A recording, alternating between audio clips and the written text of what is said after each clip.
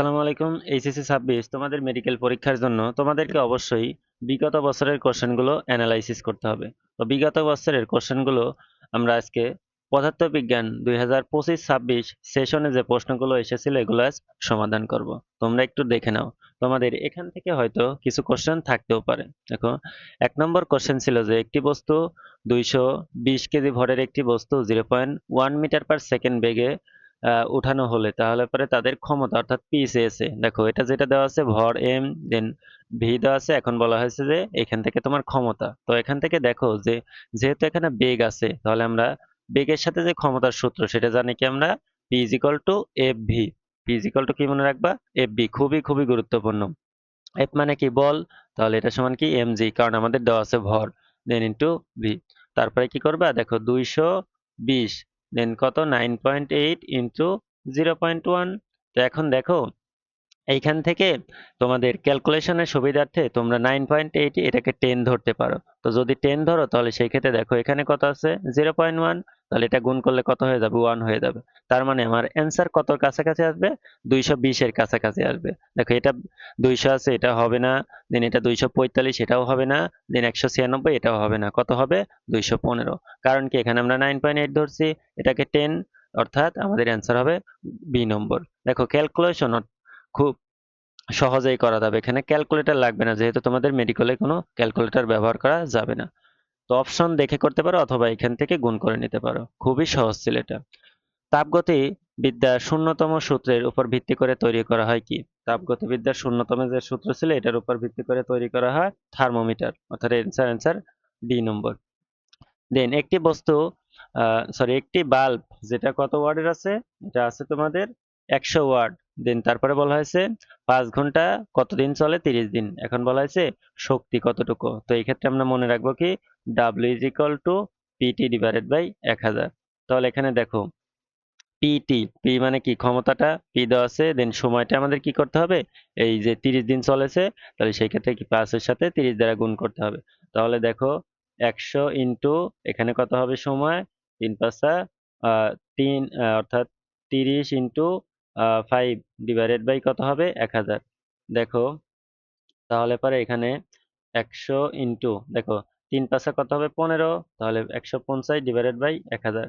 এখন দেখো এই যে শূন্য শূন্য, দেখো একটা শূন্য এই শূন্য, দেন 100 দুইটা শূন্য আছে কেটে যায়, তাহলে থাকবে কত আমাদের 15, অর্থাৎ 15 কিলোওয়াট। এই ক নম্বর অ্যান্সার হবে। দেখো এখানে কোনো ক্যালকুলেটরই লাগবে না। এরকম তোমাদের শর্ট যেগুলো থাকবে এগুলো মেডিকেলে এমসিকিউ আকারে থাকতে পারে ম্যাথে।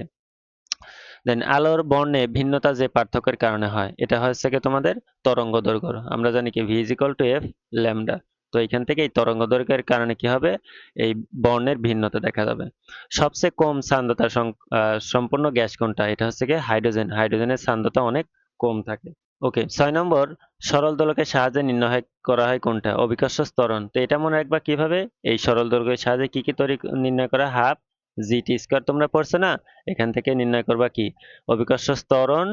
এবং এখানে তোমরা যদি এইচ ধরো তাহলে এবারে অর্থাৎ উচ্চতা, অভিকর্ষ ত্বরণ এবং সময় এই সরল দোলকের সাহায্যে নির্ণয় করা সম্ভব। হয়তো তোমাদেরকে এরকমও দিতে পারে যে সরল দোলকের সাহায্যে নিচের কোনটি নির্ণয় করা সম্ভব নয়। কি কি মনে রাখবা, নির্ণয় করা সম্ভব পাহাড়ের উচ্চতা, দেন অভিকর্ষ ত্বরণ এবং কি সময়। তোমাদের এখানে দেখো অভিকর্ষ ত্বরণটা দিয়ে দিয়েছে। দেন তারপর অপটিক্যাল ফাইবারের প্রধান উপাদান কোনটা, এটা হবে কোনটা, সিলিকন ডাইঅক্সাইড। পৃথিবীর মুক্তিবেগ কত, পৃথিবীর মুক্তিবেগ 11.2 কিলোমিটার পার সেকেন্ড। অবশ্যই এটা মনে রাখবা, মাইলেও থাকতে পারে এবং মিটারেও থাকতে পারে। যে প্রক্রিয়ায় দুটি বস্তুর ঘর্ষণের ফলে যে তাপ উৎপন্ন হয় তা হলো কি, এটা হচ্ছে অপত্যবর্তী প্রক্রিয়া, অর্থাৎ পুনরায় ফিরে আসা সম্ভব না, এই জন্য কি অপত্যবর্তী প্রক্রিয়া। ফ্লেমিং এর ফ্লেমিং এর বামহস্ত নিয়ম অনুযায়ী বিদ্যঙ্গুলগুলো এটি কি নির্দেশ করে, এটা পরিবাহীর বিক্ষেপ, অর্থাৎ তো পরিবাহী কোন দিকে হবে সেটার বিক্ষেপ দেবে এই বিদ্যাঙ্গুলগুলো। একটি তড়িৎ ক্ষেত্রে কোনো নির্দিষ্ট বিন্দুতে স্থাপিত একক ধনাত্মক আধান যে বল অনুভব করে, অর্থাৎ দেখো আমরা সমান পড়ছি ই ইজ ইকুয়াল টু কি পড়ছি, ইজ ইকুয়াল টু পড়ছি এফ বাই কিউ।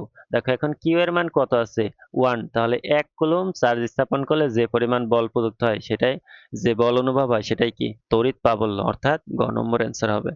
সেমিকন্ডাক্টর রূপে ব্যবহৃত অপদার্থের প্রতীক কোনটা, এটা হবে তোমাদের জার্মেনিয়াম। জার্মেনিয়াম, সিলিকন, তো এগুলো কিভাবে এগুলো সেমিকন্ডাক্টর অপধাতু হিসেবে ব্যবহার করে। এবং মনে রাখবা অপধাতু মোট কয়টা? 6টা। ফারেনহাইট এবং সেলসিয়াস স্কেলে যে পার্থক্য পাঠ একই পাওয়া যায় সেটা হবে কত? -40°C। এটা অবশ্যই, বা ফারেনহাইট অবশ্যই মনে রাখবা, তোমাদেরকে এটা কোশ্চেন থাকতে পারে। যে স্থির কাঠামোর তুলনায় গতিশীল কাঠামোর ঘড়ির ধীরে চলার ঘটনাকে কি বলে? দেখো এখানে ঘড়ি সম্পর্কিত অর্থাৎ সময় সম্পর্কিত, তো সময় সম্পর্কিত এটা হবে কি তোমাদের কাল দীর্ঘায়ন। বাংলাদেশে বায়ুর আর্দ্রতা সবচেয়ে বেশি থাকে কোথায়? এটা থাকে চট্টগ্রামের আগস্ট মাসে, অর্থাৎ চট্টগ্রামে আগস্ট মাসে বাংলাদেশের বায়ুর আর্দ্রতা কি থাকে? সবচেয়ে বেশি থাকে। তো 2025 সালে আর ছিল তোমাদের 15টি কোশ্চেন। তো 15টি কোশ্চেন এখানে দেখানো হয়েছে, তোমরা একটু একবার দেখে নাও এবং এখান থেকে তোমাদের ম্যাথমেটিক্যাল টার্ম অর্থাৎ মেডিফিজিক্সে কিরকম আসতে পারে একটু দেখে নাও।